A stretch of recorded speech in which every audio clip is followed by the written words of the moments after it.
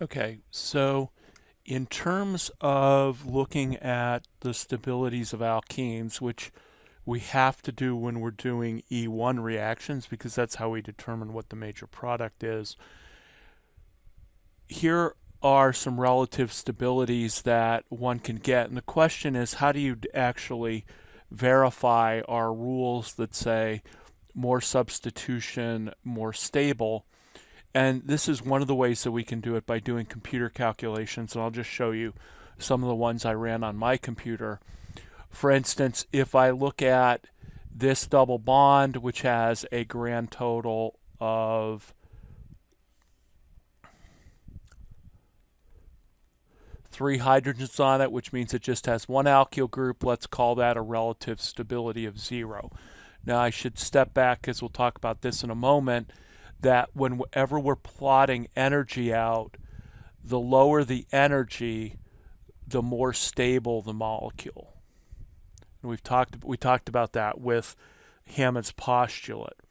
So in this case, the fact that it's a negative number means that it's more stable. So moving the double bond from the end position into the middle where it now has two alkyl groups makes it more stable by about 10 or 12 kilojoules per mole. Looking at the difference between cis and trans, here is the trans, which was 12 kilojoules per mole more stable than having the double bond at the end. The cis is only 5 kilojoules per mole. So that means there's a difference here of 7 kilojoules per mole difference between a cyclohexane ring being trans to a methyl group and a methyl group being cis to the cyclohexane ring. And so that 7 kilojoules is the approximate difference in stability. The problem is, and I'm not quite sure what to make of this at the moment, is when you start with a cyclohexane ring, when you start putting the double bond to the ring, everything kind of changes a little bit. And there's reasons for that, which I won't go into. But one of the things is when we're doing our problems and we say that, we have 3 alkyl groups in this case because the double bond is to the ring. So we have 1, 2, 3 double bonds, and then we put the double bond inside the ring so that it also has 1, 2, 3 double bonds. You can see that there's only really a 5 kilojoule per mole difference there. And so we would actually probably get a mixture of both the double bond outside the ring and the double bond inside the ring as the major products of any kind of E1 reaction. And that's the way we're going to treat this. And then it goes totally off the rails when you start moving the double bond inside the ring, because inside the ring there's a whole different set of factors that are determining the stability than just the number of alkyl groups. And you can see that when I move the double bond here, it becomes much, much more stable than with 3 alkyl groups. So there's something else going on in the ring, which is intriguing, but we'll leave that for a discussion at another time. So the way that experimentally we determine the stabilities of alkenes is doing either heats of hydrogenation or heats of combustion. So let's talk a little bit about the combustion, and I'll introduce the idea of hydrogenation that we'll get to in upcoming lectures.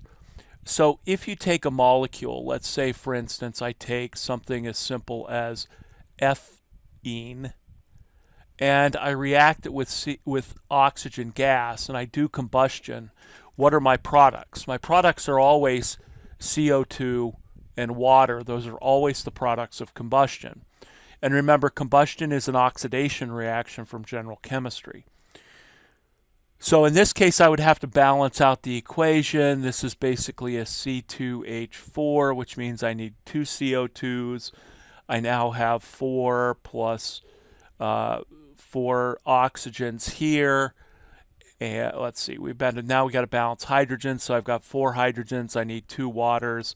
Now I've got 4 plus 2, which means I need 3 oxygens to balance the equation out. Now, if I do this reaction is going to be exothermic.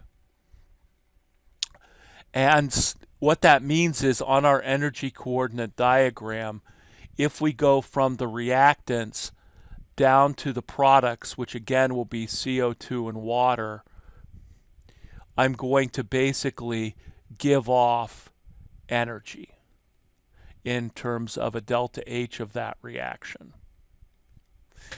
So it's very easy to just determine the heats of combustion of different alkenes, and that's how you can determine how much more stable one is than another, and that's an experimental value. So for instance, if you did take something like this molecule with a double bond at the end, and then we took our trans molecule, first of all, we can only compare molecules of the same molecular formula. But if we reacted each one of these with oxygen gas in a combustion reaction, what we would find is that the delta H of combustion for each of these would be different. And the critical part here is that when those two molecules are combusted, they both form the same products in the same exact amount. So in terms of our energy coordinate diagram, we're going to end up with the same CO2 and H2O as products, and so that kind of levels those two reactions out. Then we know that, for instance, the double bond that is internal is going to be more stable than the double bond that is at the end of the chain here. And so what that means is that if I measured the overall heat of combustion for each of these molecules, I would end up with a more negative heat of combustion for the less stable molecule than for the more stable molecule. So if I just put some numbers to this, going back and saying, okay, there's a 12 kilojoule per mole difference. If I just make up some numbers here and say, oh, well, maybe this is like 212, that would produce a heat of combustion of minus 212 kilojoules. The internal, the double bond that's in the middle here, would be something like maybe minus 200, so that the difference here would be 12 kilojoules per mole.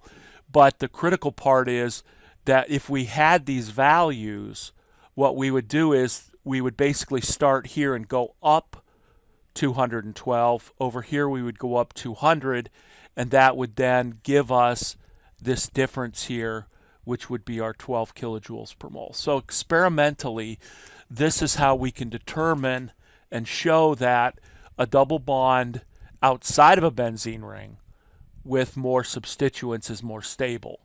And so that's how it's done, and there's more of a discussion of this in the Top Hat textbook. But that's how we verify the fact that more alkyl groups, the more substituted the double bond is, the more stable it is. But it's kind of counterintuitive. The less stable molecule gives a higher heat of combustion. And maybe that's not really counterintuitive, because remember, molecules that are less stable are more reactive. At this point, my usual joke to that is, and that sometimes applies to people too. But that's a topic for another class, not in chemistry. So that's how we determine the stabilities of alkenes. Why is that important? Because that's how we're predicting our major products in E1 reactions. Okay. So now let's talk about a different type of reaction, which is E2. And the first thing is this E means I'm going to be forming a double bond as my product. The 2 means that a couple things. It means it's going to be bimolecular, but it's also going to involve, it's not going to involve a carbocation. So the 2 reaction in this case, there's no carbocation intermediate, and it's a bimolecular reaction. Remember that E1, just as a contrast, the E1 we've been talking about was unimolecular. just like an SN1 reaction, it was unimolecular, so that it just depended, the rate just depended on the alkyl halide, and it did involve a carbocation intermediate. So the first question for an E2 elimination reaction is this: what's the other molecule? And the other molecule is a base. So in an E2 reaction, I'm going to react a base, and I'm going to say a strong base. I'm going to react a strong base with my alkyl halide. We'll use a chloride as an example here. So when we're going to write the products of this reaction, we still have to think about the carbon with the leaving group being the alpha carbon, the carbon next to it the beta carbon, and we have our beta hydrogen. But in this case, what's going to happen is the base is going to play an active role. The base is going to aggressively come in and grab the beta hydrogen, then have the pair of electrons move to form the double bond, and at the same time kick out the leaving group. So this is again going to be one of those concerted one-step mechanisms. And now we have a bimolecular reaction because the base and the alkyl halide are going to be involved in the rate determining step. The rate determining step is the one step of the reaction. So if we think about sort of writing our transition state, and we'll get to the specifics of what the strong base can be in a moment, what I would have is, let's say B is my base. I'm going to have the base partially bonded to the hydrogen, which is then partially breaking the carbon-hydrogen bond. The carbon-carbon double bond is partially forming, and the halogen, carbon-halogen bond is breaking. So I have my 4 dotted lines. In terms of charges, the halogen is off to be a negative charge. The base started with a negative charge. So this would be sort of my generic transition state for an E2 mechanism. And in the end, I'm going to have the base pick up the hydrogen. I'm going to form my double bond. And I'm going to end up with my chloride. Okay. Now, we've written this type of transition state before, but in this case, it was a solvent, or the chloride was just kind of catching the hydrogen as it came off. This is a different reaction. This base is now aggressive in grabbing that hydrogen. It's not just, oh, the hydrogen's falling off and the base is catching it. No, no, no. The base is going in and it's ripping that hydrogen off. Okay, so this is a much different reaction. So there are some, there's some details that we need to fill in here for elimination reactions that go bimolecular. Number one, what do I mean by a strong base? Well, I'm going to have to, limit or define my strong bases this way. I want a very strong base. And so the first base that I tend to use in this is NH2 minus. Now, NH2 minus is called the amide ion. It is very strong because on the periodic table of C, N, O, and F, remember, as we go from right to left, basicity increases. So N minus is the second strongest base. Just for reference, a C and an H minus would be the strongest, and we'll get to C minuses and H minuses, not now, but later. So amide is one of the bases that I tend to use. The problem is that a strong base is also a strong nucleophile. So we have a problem because I want the strong base to act as a base, not a nucleophile. And I don't want the base coming in and kicking the chlorine off. I want it grabbing that beta hydrogen. I want it deprotonating it. So one of the things that's beyond the scope of this course is that amide is basically a strong base but it doesn't react as a nucleophile. So it doesn't have that tendency to react as a nucleophile, and so therefore it just acts as a base. Okay? And the reason for that is really kind of beyond what we're going to talk about, but I like to use NH2 minus. I will also say the following. This is a small base, which will come into play in a few minutes. So that tends to be my first one. You might say, okay, what about using an oxygen base? So what about using something like CH3O minus, a methoxide ion? Well, methoxide falls into the kind of gray area because while it's a strong base, it's also a strong nucleophile. And so I'll come back and talk about methoxide or ethoxide a little bit later, but let's just say if I want to use an O minus, I want it to act only as a base, not a nucleophile. So what I like to do is this. I like to say, well, okay, how do I take an O minus and how do I make it only act as a base? In other words, how do I kill the nucleophilicity of an O minus? And the way I do that is to think about, okay, I don't want this to undergo SN2. What's the basis for SN2 reactivity? Steric hindrance or steric bulk. So what if I took this O minus and I attached to it a really bulky tertiary butyl group? Now all of a sudden I have an O minus that could act as a nucleophile, but it's sterically hindered.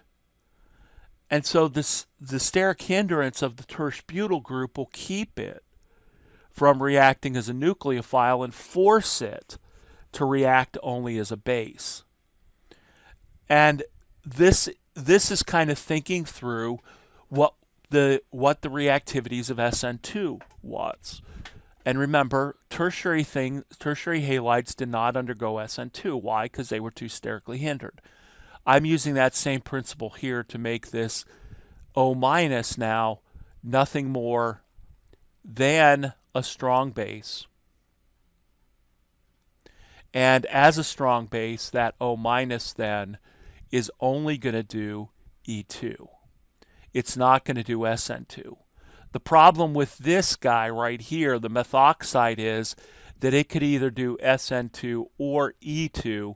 And I'm going to come back to that later on, and we'll talk about, that gray area of the fact that it can do both.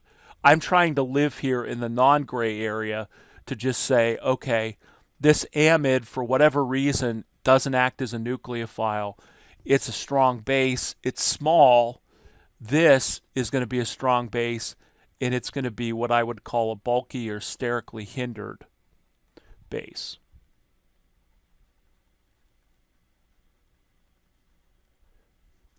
So if you're looking going, oh, you have a small base and you've got a sterically hindered base, there's got to be a reason why you're doing that, and there always is. We'll talk about what the steric hindrance of the base, whether there is none or whether it is, in a while. So this is how I can turn my O minus into just nothing more than a strong base, by putting a sterically hindered group on it. Now you could say, couldn't you do the same thing to the nitrogen? Absolutely. So one of the bases that's used quite a bit, that's become very popular, it's been popular since probably the 60s, is putting two isobutyl or two isopropyl groups on a nitrogen. This is called, usually there's a counter ion to the N minus, which is lithium. So this is called lithium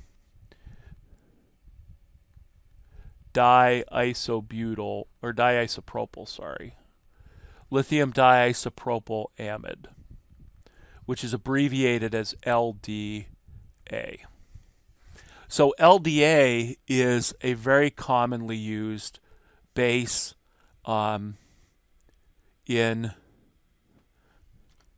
it's It's a very commonly used base that's used just to deprotonate things, and it's sterically hindered. So this would be another example of a sterically hindered strong base.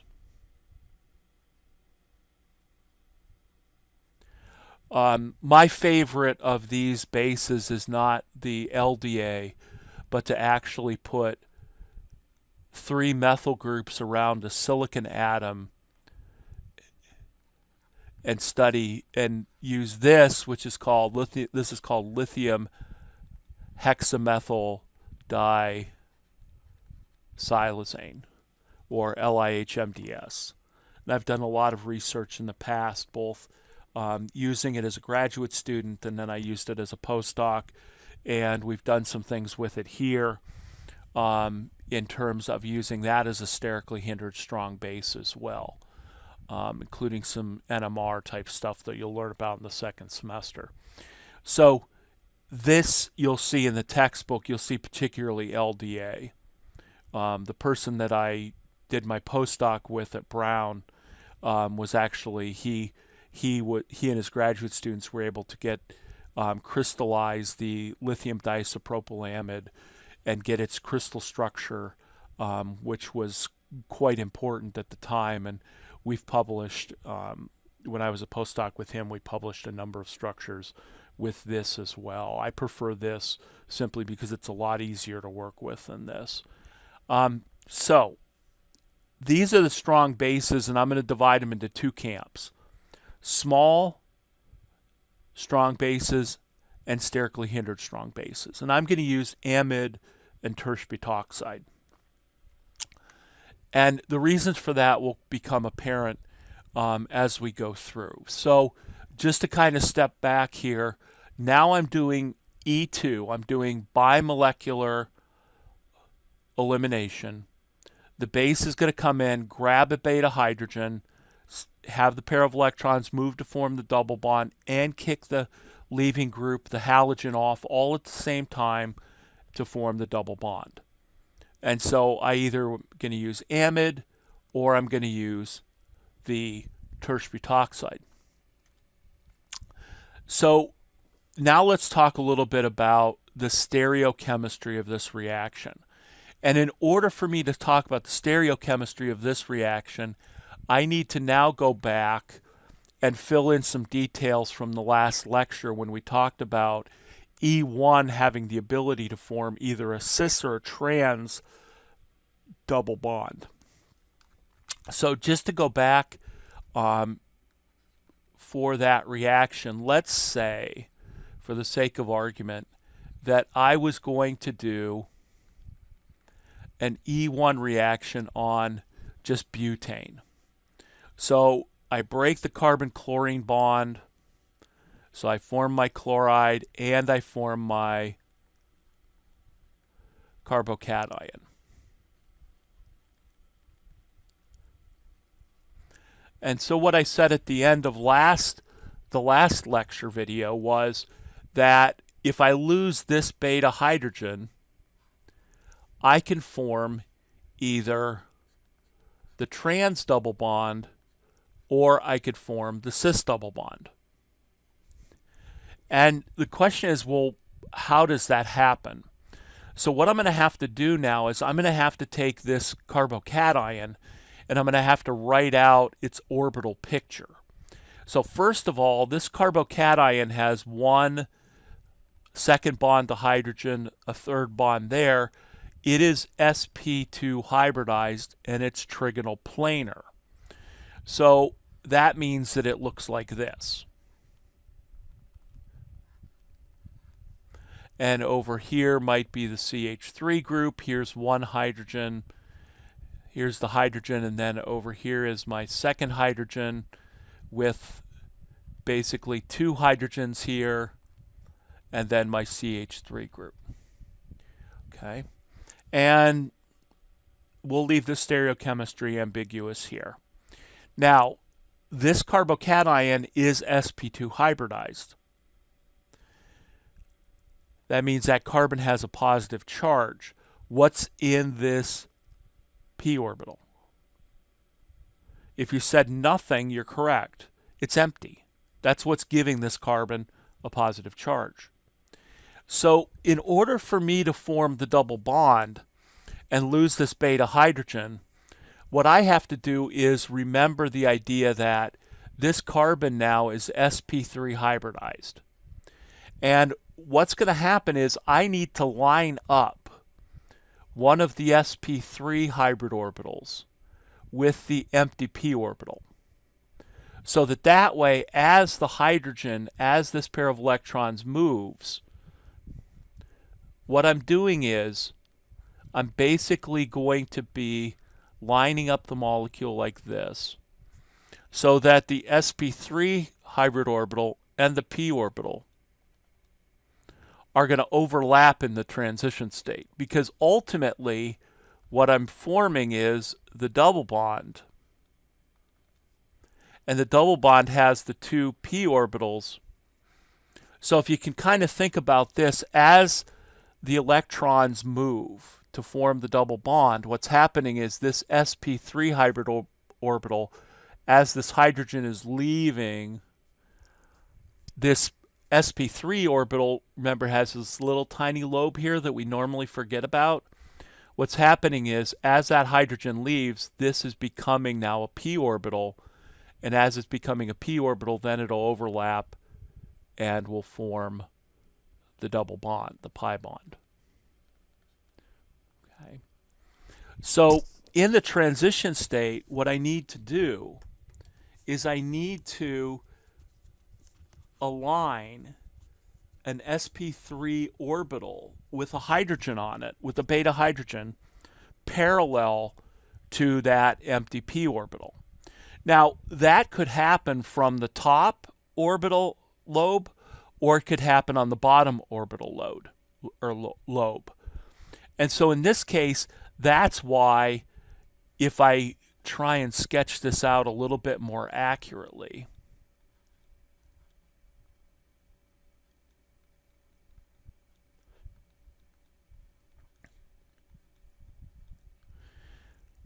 if I then take my hydrogen, I could align it where the other CH3 group is going to be then either cis to form the cis double bond, or I could align that carbon with its, again, with the empty p. I could align on the bottom the sp3 hybrid orbital. So imagine taking this and now rotating 180 degrees so that now my hydrogen is pointing towards you and my methyl group is pointing away from you. And now here is the hydrogen that's being lost. I could orient this sp3 hybrid orbital so that it overlaps either with the top lobe or overlaps with the bottom lobe.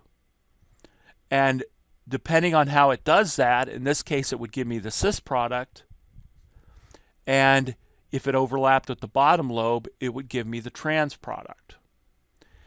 And since all I have to do is overlap this sp3 orbital with one of those two lobes, and I essentially have free rotation around this carbon-carbon single bond, I'm going to form the more stable product, which is going to be the trans.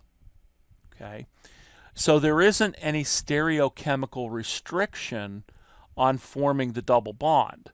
The sp3 hydrogen could overlap with the top orbital, it could overlap with the bottom orbital. And that would give me my two different products.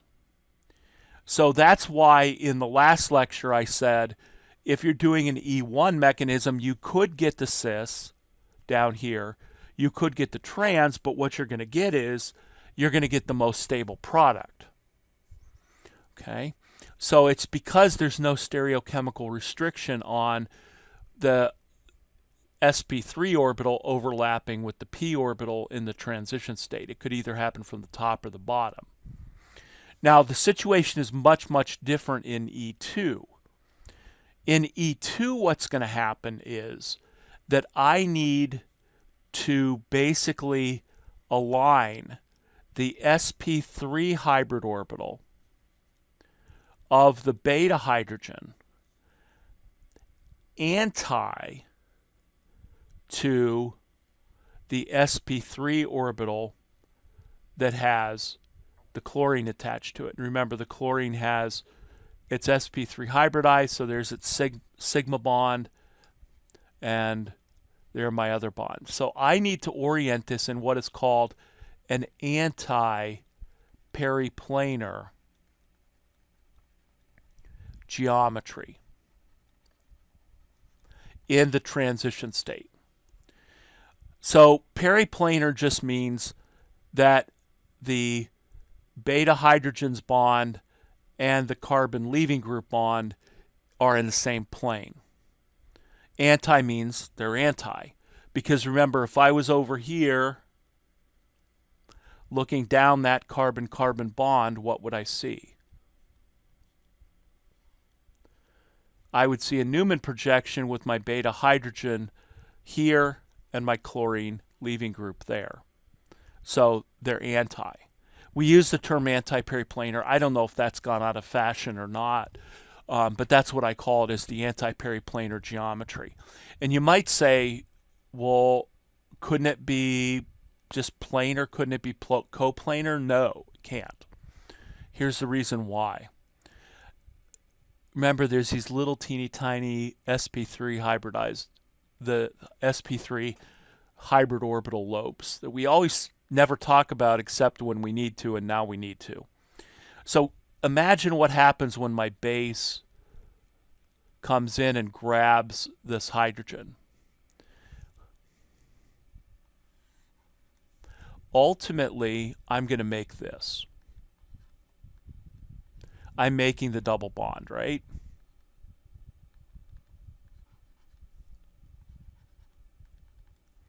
And so I'm making two p orbitals that overlap to form the pi bond.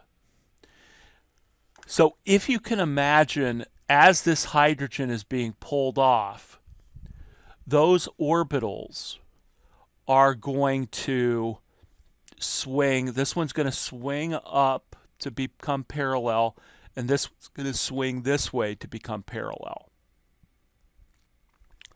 And as the sp3 hybrid orbitals sort of move to become parallel like they are over here, these orbitals, these little teeny tiny orbitals, are going to become bigger and bigger until the hydrogen's completely gone here. While this orbital over here isn't empty, it's going to have two pairs of have a pair of electron. Then this one will become empty, and then they'll overlap. So these orbitals kind of swing up.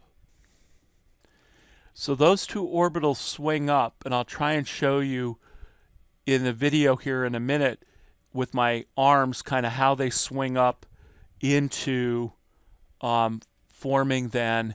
In the transition state, they're going to kind of be a little bit bigger, and they're going to kind of be more, trying to become more parallel like they are over here. So this is kind of a crude animation that shows how the orbitals move and how their size changes. Okay. So in this transition state then, what has to happen is this lobe, this larger lobe, is going to overlap eventually with the small lobe over here. This larger lobe is going to end up overlapping with the small lobe here. Those are going to grow. And so it just requires that the hydrogen, the beta hydrogen, and the leaving group be anti-periplanar in that geometry. I'll see if I can put a video in here that would make that a little bit clearer. So that's how we get to this pi bond, is through that movement. And so the hydrogen and the halogen and the leaving group have to be anti-periplanar in order to form the double bond. So in E1, it didn't matter what the relationship of the hydrogen, the beta hydrogen, and the chlorine was, because the beta hydrogen's gone in the first step. So we're really just saying, or sorry, the chloride So there wasn't a stereochemical relationship that was necessary between the beta hydrogen and the chlorine, because the chloride leaves, and then all that has to happen is this beta hydrogen either has to be aligned with the top orbital, the top empty orbital, or the bottom one. So there's no stereochemical requirement for the beta hydrogen. It could be either cis or trans, as we'll see in a few minutes, to the leaving group, because the leaving group leaves and you're just aligning the beta hydrogen with the empty p orbital. However, in E2, it has to go through an antiperiplanar geometry in order to form that p, those two p orbitals and that pi bond. Okay. So that's what we mean by the stereochemical relationship. The beta hydrogen and the leaving group have to be antiperiplanar. So just to kind of say, where is this important? Where was the stereochemistry important? And then we'll move on to the regioselectivity. There are a couple of places that the stereochemistry could be important.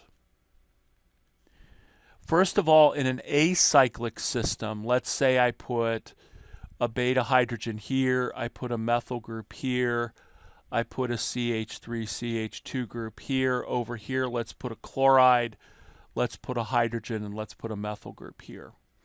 And now let's react this with something like NH2 minus. Now, the minute you see NH2 minus, it's E2.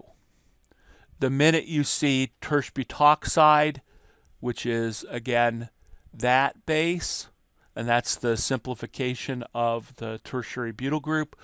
If you see either of these two bases, it's immediately E2. That's what you got to think. So if I gave you this molecule and said, let's react it with NH2 minus, the question is, what would be the final product stereochemistry of the double bond that forms between this carbon, these two carbons, and you lose this beta hydrogen? Okay? So the question is are the methyl groups going to be cis or are they going to be trans? And if I give you this kind of a sawhorse representation, what we have to do is we can't react the molecule in this conformation because the chloride, the leaving group, is an anti to the beta hydrogen. So what we have to do is we've got to rotate around that carbon-carbon bond so that we can align the chlorine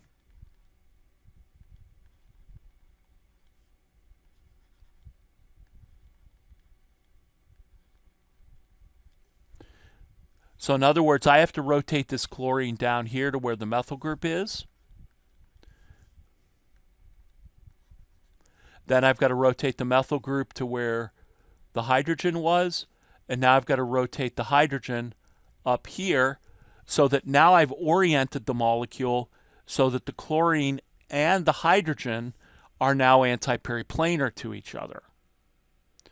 So if you're reacting a sawhorse molecule, a molecule in a sawhorse representation in an E2, there's going to be one stereochemistry of the double bond that's going to be formed. And so in this case, are the methyl groups going to be cis or are they going to be trans? Well, so once I have this molecule, this is going to become a carbon-carbon double bond. And so a couple of ways to look at this. Number one, the groups that are both on the bold wedges here are going to be cis, and the ones that are on the dashed wedges are also going to be cis. So for instance, in this molecule, the methyl or the ethyl group and the hydrogen are going to be cis, while the methyl group and the other methyl group are going to be cis because they're on the dashed wedges. So in this case, this is the only product that's formed, this stereochemistry. The only alkene that's formed is having the methyl groups cis to each other. The trans can't form because in order to have the methyl groups opposite or trans, forming trans in the product, the chlorine would have to be planar with the hydrogen, not anti-periplanar. Okay. Now, let's say I'm over here looking down that carbon-carbon bond. If I want to do this reaction in a Newman projection, what do I have? I have the hydrogen on the carbon towards me in the vertical position and the chlorine in the lower position. And then what's over here? What's to my left? The methyl group. What's to my right? The ethyl group. Pointed on the back carbon, pointed up to my right is what? The hydrogen. What's pointing to my left? The methyl group. So these were the two groups on the dashed wedge. These were the two groups on the bold wedge.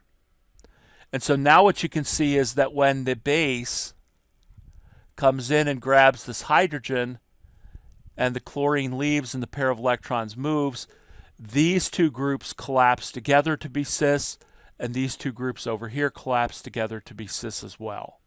And so that's how we get this geometry. So that's the first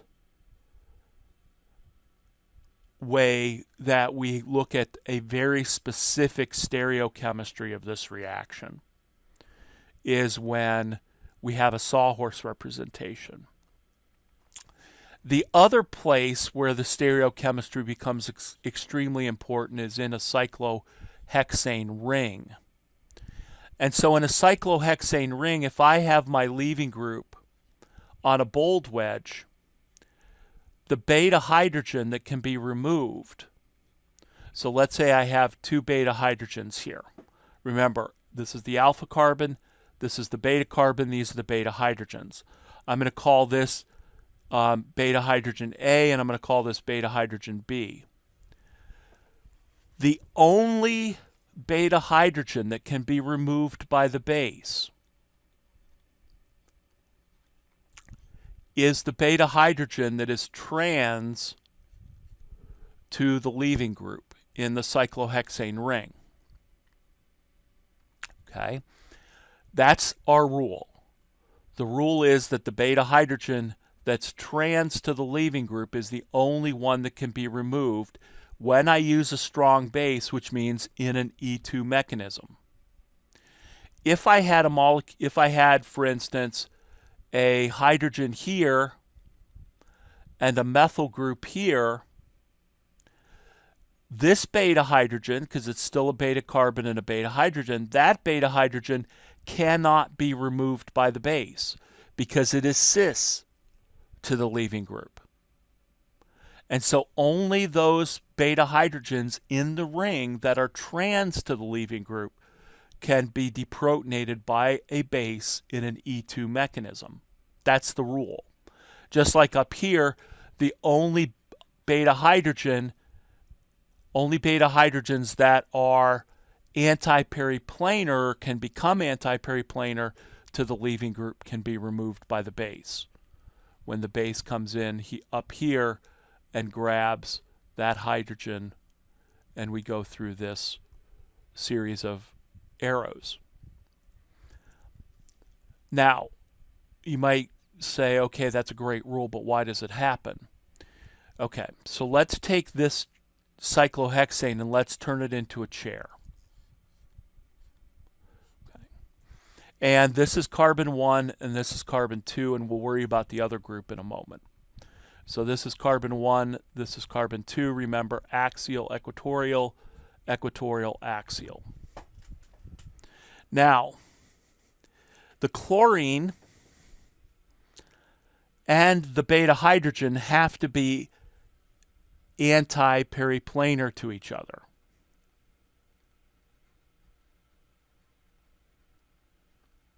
So which two positions are anti-periplanar?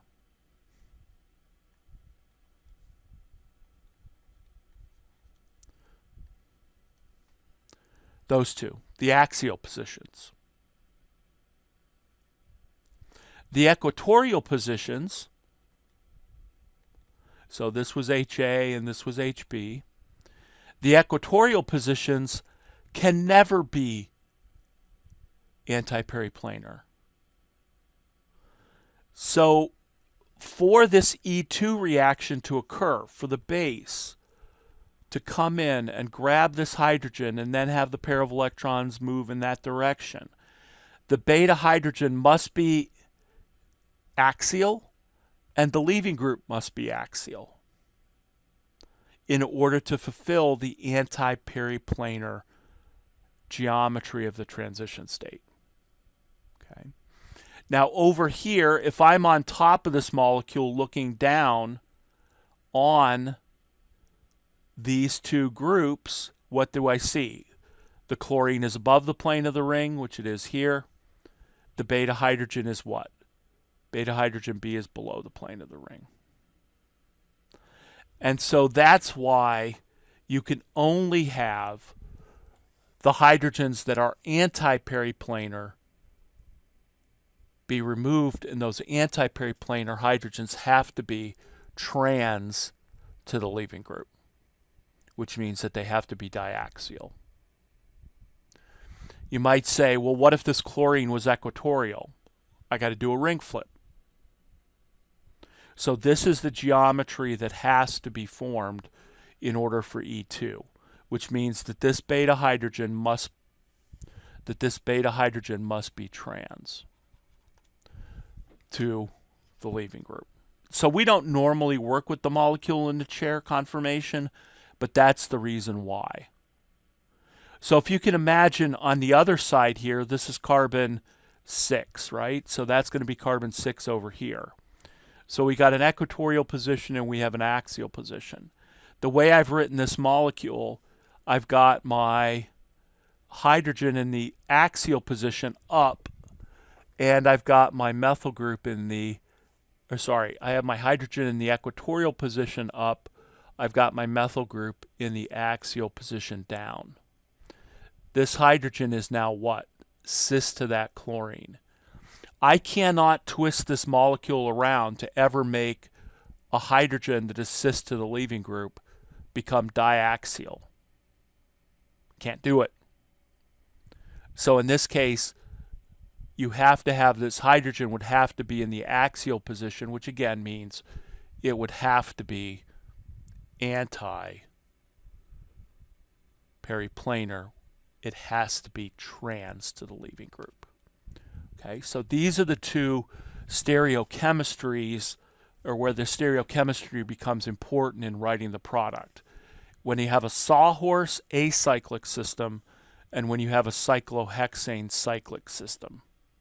Okay, so that's where the stereochemistry comes into play. So we have to be really careful about that, because this hydrogen cannot be removed.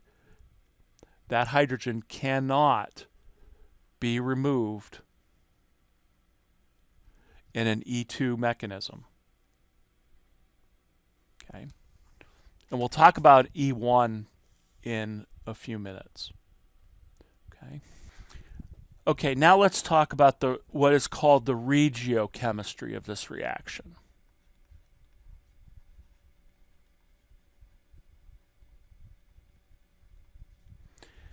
What do I mean by the regiochemistry? Well, here's what I mean by the regiochemistry.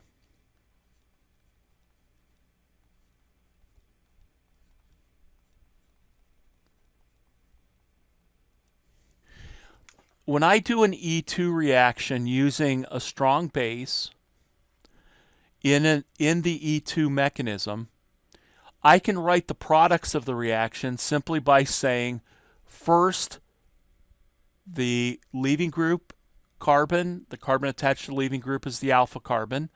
Then I have my beta carbon, then I have my other beta carbon. So if I'm going to write out that structure, I'm going to have a beta hydrogen here, and I'm going to have a beta hydrogen here. So here's my alpha carbon, here's beta carbon 1, beta carbon 2, hydrogen, beta hydrogen A, and we'll call this beta hydrogen B. Now, when we did an E1 mechanism, what happened? Chlorine left, and then we lost the beta hydrogen that gave us the most substituted, most stable product.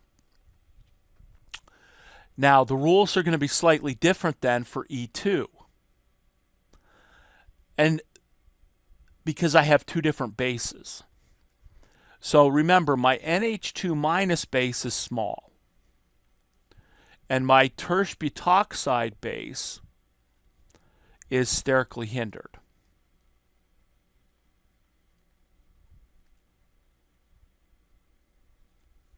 How does that play a role in determining whether A or B is removed? Well, this reaction is a one-step concerted mechanism, right? The base is going to come in, grab a hydrogen, pair of electrons moves to form the double bond, halogen leaves. So that means this reaction is going to be one transition state into the final product. So what's going to determine the reaction, which hydrogen I produce, is going to be the activation energy, and in other words, the transition state energy for this molecule. That's what's going to be the most important part of this determining the product. Okay. So without getting into the gory mathematical details of this, let's just kind of qualitatively think about this. You are the small base. Which hydrogen are you going to be able to remove, HA or HB? And the first step in this, in writing the products, is always going to be to remember that those hydrogens have to become antiperiplanar to the leaving group. In an acyclic system like this, any of the three hydrogens here could be antiperiplanar to the chlorine, and these two could also be antiperiplanar. So we're going to ignore that first requirement, but we always have to remember that is the first requirement. The beta hydrogen's got to be antiperiplanar to the leaving group. But in this case, your base, you have a small base. Now, what kind of hydrogen is this? And when I ask that question, I mean, is that hydrogen primary, is it secondary, or is it tertiary? And the same thing over here. Is this primary, secondary, or tertiary? And the answer is, it's whatever the carbon that it's attached to is. So for instance, this is a primary carbon, this is a secondary carbon. This being a primary carbon means this is a primary beta hydrogen. This is a secondary carbon, this is a secondary beta hydrogen. Which one is more sterically hindered? The beta hydrogen that is secondary is more sterically hindered than primary. And a tertiary would be even more sterically hindered. Okay, so you kind of get the idea here. I've got to classify my beta hydrogens in terms of whether they are primary, secondary, or tertiary, because I need to know about their steric hindrance. Now, if you're a small base, what can happen? Well, if I'm a small base, I can get at HA and HB equally well. Okay, the transition state energy between them might be a little bit different, but for the most part, I can get at the HB as easy as I can get to HA. Why? Because I'm a small base. Okay, so what's going to determine then what's the major product of this reaction? Well, what's going to determine that is the stability of the product. And so in this case, if you're a small base, you're going to form the most stable product. And we already know the most stable product is what? The most substituted product. So in the case of a small base that can get at either beta hydrogen equally well, it's the stability of the final product that gives us the major product.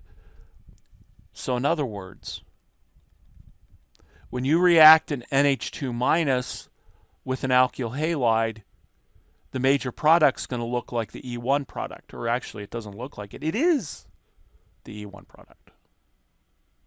Okay. Now, the first rule is the beta hydrogen has to be anti-periplanar to the leaving group. And we'll do a problem here in a minute where I'll go through those steps. Okay, so in this case, when you take a small base like NH2 minus, it's going to deprotonate either the primary or the secondary hydrogen equally well, and it will do so to form the most stable product as the major product of the reaction. Okay? So that means in this case, rewriting this product over here,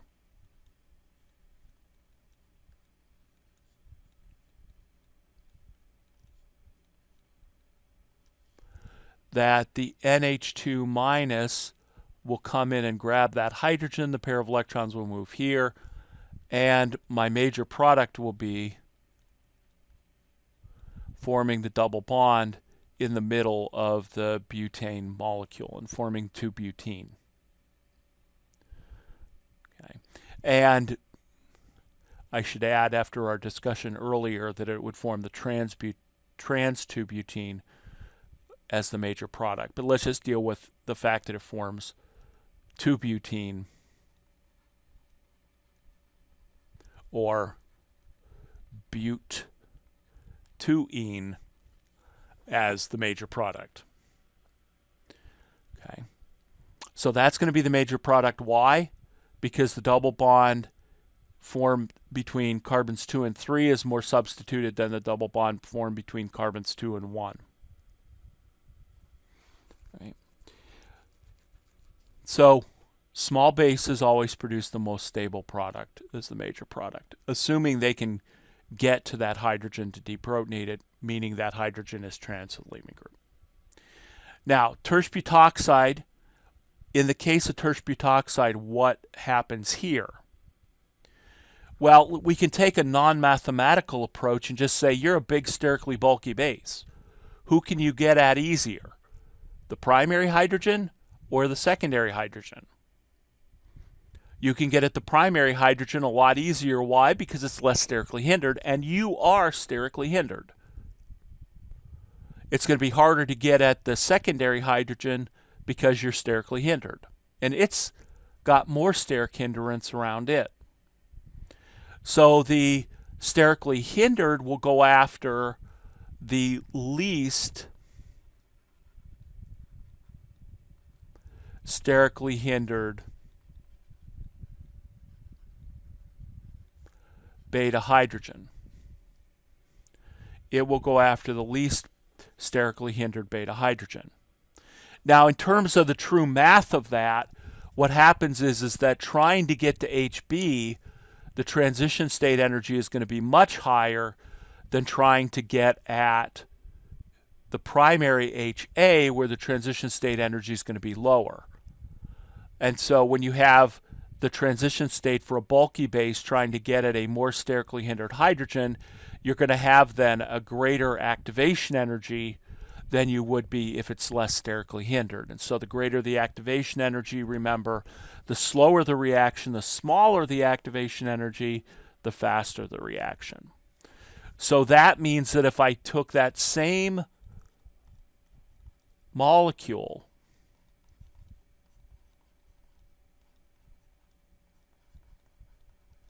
and I reacted it with tertiary butoxide, the tertiary butoxide would come over and deprotonate the primary beta hydrogen, so that the major product in this reaction would be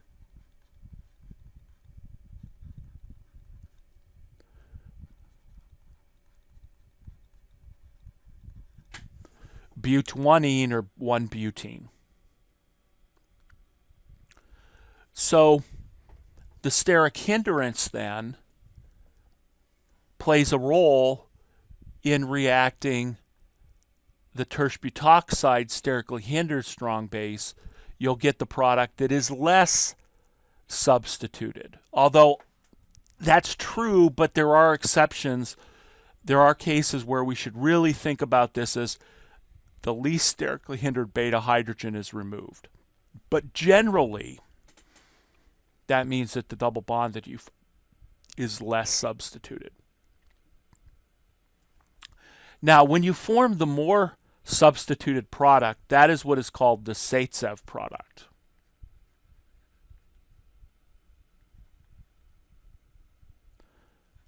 That's the Zaitsev product. And Zaitsev was the Russian chemist that determined, using dehydration reactions from the last lecture video, that when you do a dehydration reaction that primarily involves a carbocation, he didn't know about carbocations at the time, that you ended up forming the more substituted product. There is a term for the least substituted product, and that is called the Hofmann product. There's two F's and one N. No, there's two N's. The Hofmann product. And sometimes people will say the Zaitsev product is the most substituted, and then they'll say the Hofmann is the least substituted. It'll be towards the end of the next semester's course when we'll truly talk about the Hofmann reaction, or the Hofmann reaction, and why you get the least substituted product. But Hofmann did nothing with tertiary butoxides or sterically hindered bases. He did a reaction that's totally different, but it's the same principle. In his reaction, what happened is you get the least substituted product. So sometimes people will call that the Hofmann product. I usually don't until next semester. Okay, so this is the regiochemistry of the reaction. In other words, which beta hydrogen do I remove and what double bond do I form? The more substituted or the least substituted. And it all depends on the size of the base that I use and whether I'm removing a primary or a secondary, in this case, secondary hydrogen. Okay, so now let's just kind of put some examples. Let's do some examples here to illustrate the idea of these E2 reactions. And I'm going to go ahead and I'm going to put a chlorine there. And let's see, I'll put a methyl group here, and I will put a hydrogen here. And up here, I'm going to go ahead and put a hydrogen there, and I'm going to go ahead and put an ethyl group here. And I'm going to bring everything together here. So I'm going to ask, what is the major product of this reaction if I use an E1 mechanism? Then I'm going to say, what would be the major product of this reaction if I did, not an SN2 reaction, what if I did an E2 reaction using NH2 minus? So NH2 minus means let's use an E2. And then third, I'm going to say, what would be the major product of this reaction if I did an E2 reaction, but now I use tertiary butoxide? Okay, now the first place to start with is let's identify all the different products that we could get from this reaction. And then we'll go through step by step which one are formed. So the first step in this E1 or E2 is, this is my alpha carbon, this is my beta carbon, this is my second beta carbon. Each one of these beta carbons has a beta hydrogen. So let's call this beta hydrogen A, and let's call this beta hydrogen B. Okay. Now for E1, the stereochemistry of the beta hydrogen relative to the leaving group doesn't matter, right? Because once I lose this chloride, once I lose that chloride, I'm going to end up with a carbocation. And once I end up with my carbocation,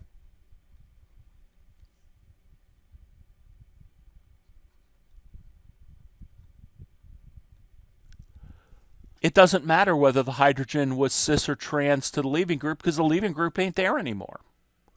So remember, there's a p orbital, an empty p orbital, so all this hydrogen has to be able to do is line up with the top lobe or the bottom lobe. So what that means is that for an E1, I can get either the double bond formed to the top carbon.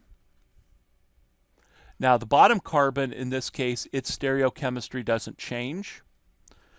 And when I form this double bond to the top carbon, all four of these groups are in the plane. So with a double bond, unless you're looking at it on its side, don't ever put bold and dashed wedges because you're going to confuse yourself. Now, if I lost the beta hydrogen, what would happen? Well, the top carbon would still have its stereochemistry. And now the double bond would be there. So let's see. This product was A because it came by loss of beta hydrogen A. We'll call this product B because it was lost by beta hydrogen, losing beta hydrogen B. So simply doing an E1 reaction is going to give me the possible products for the reaction. And now the question is, what's the major product of this reaction? A, B, or both?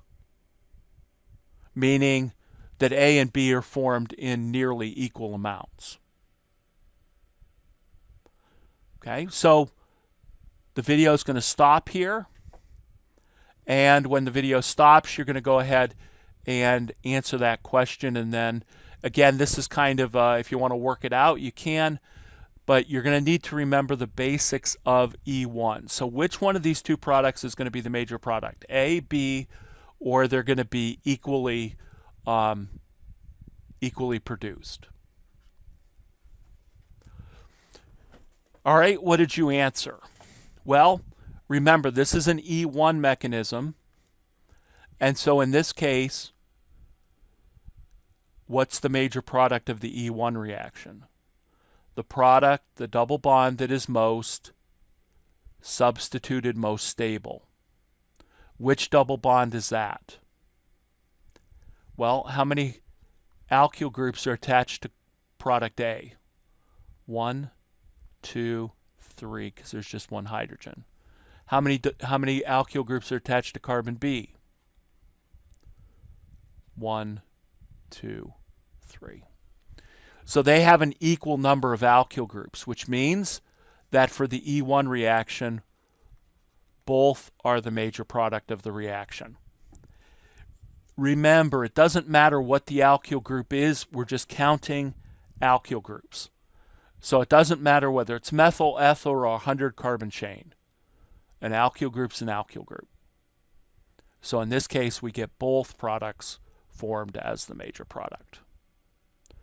Now, when you do the E1 products, that's going to give you the possible products for the other reactions, for the E2 reactions. So now the question is, if I used NH2 minus here, what is the major product of this molecule with NH2 minus? Is it A, is it B, or is it both? Okay, so go ahead and answer that question, and then we'll come back and see if you're right. Okay, so now, the first step in doing an E2 mechanism is to make sure, well, the first step is to identify the beta hydrogens, and we've done that. The second step is which hydrogens are anti-periplanar to the leaving group, because if you're going to do an E2 mechanism, the beta hydrogens must be anti-periplanar. If they are not anti-periplanar, then you will not form that double bond. The base cannot remove that beta hydrogen. So in this case, can I remove HA in an E2 reaction? No. Why not? Because the hydrogen and the leaving group are cis. can I remove HB? Yes. And so in this case, product B is my only product of the reaction because HA cannot be removed because it's cis to the leaving group.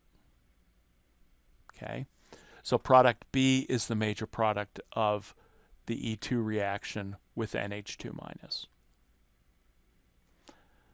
What about tertiary butoxide? What would be its major product? A, B, or both?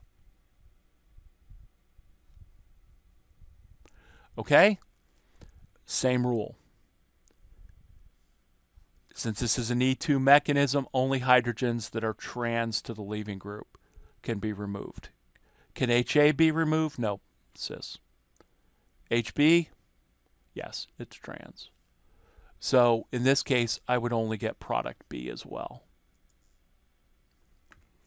Okay. All right, so that's what we have to think about in this reaction. Right? So let me, because I can do these things all day. All I need to do is just change the stereochemistry. So how about in this case, I change the stereochemistry and I just flip this chiral center.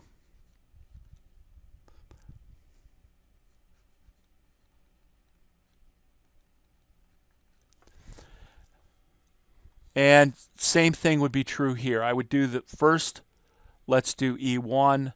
Second, let's do NH2 minus, meaning that the reaction is E2. And then third, let's do tertiary butoxide, and that's going to be an E2 mechanism as well. So again, if I'm going to write the possible products of this reaction, I'm going to say the alpha carbon's attached to a leaving group, then my beta carbon, then my second beta carbon, which means here's my beta carbon A, here's my beta carbon B. All right, so if I lose beta carbon A, I'm going to get the double bond here.